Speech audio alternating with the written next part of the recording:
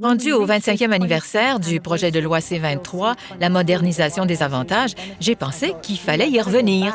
Et j'ai entrepris de relire les discours. J'avais oublié la violence, cette abondance de haine et la grande absurdité que démontrait l'opposition dans ce débat. Canadians know that marriage is good for kids. It works for families. Government policy should serve to strengthen it instead of undermining it like Bill C-23 does. Married couples still have to get divorced. I guess people in same-sex relationships, I don't know what they do. I guess they walk out the door and it's over. It's not clear from the bill. So because common law relationships are so prone to breakdown, they contribute disproportionately to the social ills, and everyone must live with them and subsidize them. And if we go ahead with C-23 as it stands today without amendments, it's the children that will be hurt, and it's the children who aren't even born yet who will be hurt. Canadians from coast to coast. No, what this bill will do to the sacred institution of marriage has been preserved in history, it would be soundly and totally rejected. Let me explain, and hopefully the government is listening and not just giving catcalls as they are now. Je m'appelle Libby Davies. J'ai d'abord été élue en 1997 comme membre du Parlement pour représenter la circonscription de Vancouver-Est.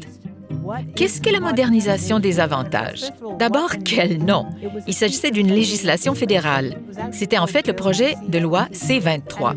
Et il devait moderniser, je crois, plus de 60 autres lois fédérales afin d'établir que les avantages accordés aux couples gays en union de fait devaient être égaux à ceux accordés aux couples de sexe opposé.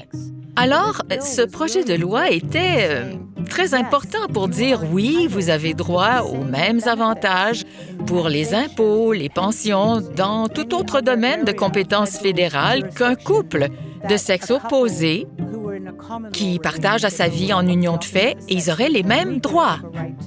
Au 25e anniversaire du projet de loi C-23, la modernisation des avantages, j'ai pensé qu'il fallait y revenir. J'étais une nouvelle membre du Parlement qui représentait la circonscription de Vancouver-Est. J'avais oublié la violence, l'abondance de haine et la grande absurdité que démontrait l'opposition dans ce débat. Tout ça sous prétexte que cette loi visant à moderniser les avantages et à donner aux gens des droits égaux allait détruire la famille nucléaire. À ce point, en l'an 2000, je ne m'affichais pas, j'étais pas encore dans une relation homosexuelle, mais je comprenais l'importance de cette loi comme j'avais toujours été une alliée de la communauté queer. C'est donc avec une grande ferveur que je soutenais cette loi. And I have to say that I'm proud to be from a riding, Vancouver East, where I've had a lot of phone calls and emails and correspondence of gays and lesbians and straight people, constituents who have been in favor of Bill C-23. Madam Speaker, as we've said time and time again, Bill C-23 is about fairness.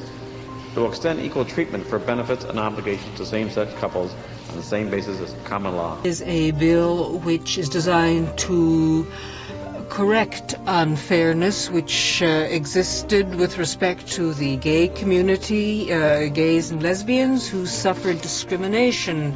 Who am I to say? Since you can't procreate, you cannot be recognized in terms of taxation or benefits of any kind. Who am I to say that? Quite honestly, who am I to say that? I want to urge all members of this House to rise above intolerance and homophobia, to reject the campaign of fear-mongering, to recognize that our relationships as gay and lesbian people are just as loving, just as committed, that we should have that choice. To deny us that choice is not only deeply offensive and demeaning, but I believe is unconstitutional as well. That this bill, the intent of this bill and why it was introduced was to live up to the Charter of Rights, was to live up to the name and the spirit and the implementation of equality in this country for gays and lesbians. Not a debate about marriage, not an exclusion of people, not a definition that says you're legal but you're not. This debate should be about equality.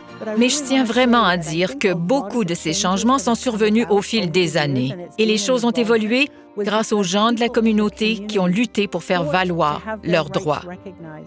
Le Parlement du Canada a été contraint de présenter un projet de loi, le projet C-23, parce qu'une affaire devenue très célèbre concernant un couple homosexuel en union de fait a été portée devant les tribunaux et la Cour a statué que ce couple avait été victime de discrimination.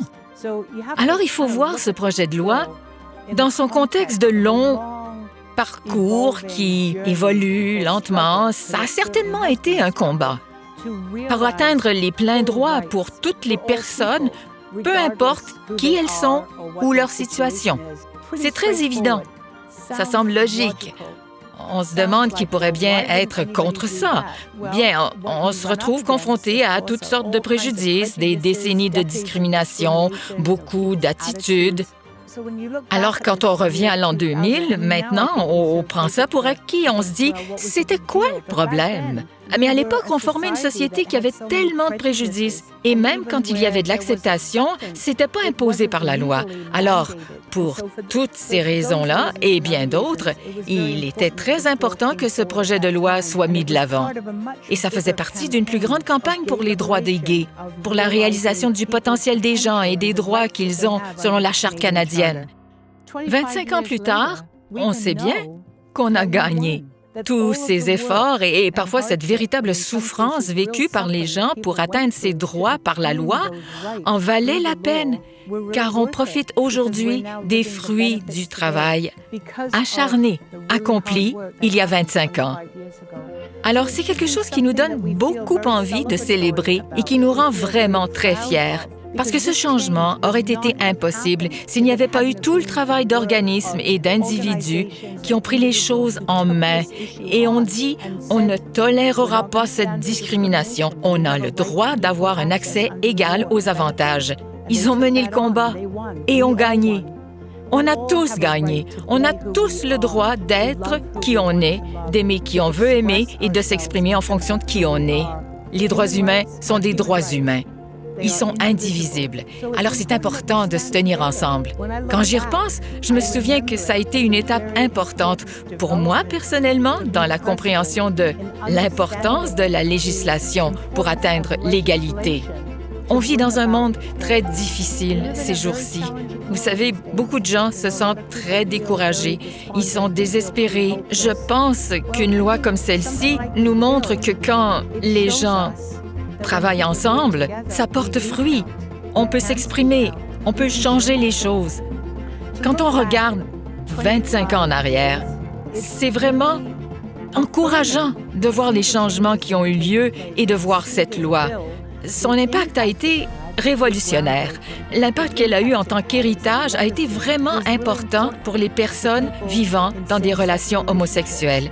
Ça nous montre que quand on se lance dans ce travail, ça peut avoir un impact durable et d'autres choses peuvent en découler. Dans ce cas particulier, le prochain grand sujet était le mariage gay et c'est une autre histoire. De voir comment ça s'est passé. Et c'était un débat plus grand. Mais je ne pense pas que ça se serait produit sans le projet de loi C-23, la modernisation des avantages.